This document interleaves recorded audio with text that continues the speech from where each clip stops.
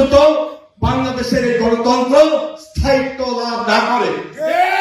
আজকে বাংলাদেশে অন্তর্বর্তীকালীন সরকার অত্যন্ত গুরুত্বপূর্ণ ভূমিকা পালন করছে এবং করবে, এটা আমাদের দৃঢ় বিশ্বাস।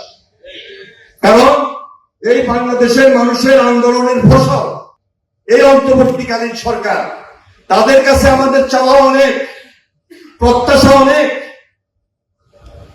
যে দেশে একটা স্বাভাবিক রাজনৈতিক পরিবেশ থাকবে, একটা গণতান্ত্রিক অধ্যায় ওনারা এমন ভাবে গণতন্ত্রের ভিতকে শক্ত করবেন যে গণতন্ত্রের ভিতের মধ্য দিয়ে বাংলাদেশ একটা জনগণের সরকার প্রতিষ্ঠিত হবে।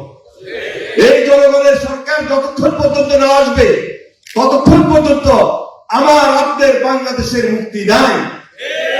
এজন্য বাংলাদেশের মুক্তি, গণতন্ত্রের মুক্তি, গণতন্ত্রের প্রত্যয়, গণতন্ত্রের শক্তি, গণতন্ত্রের ভিত, যেটি বারবার তারেক রহমান সাহেব তার বক্তব্যের মধ্য দিয়ে আমার আপনার জাতির সামনে তুলে ধরছেন।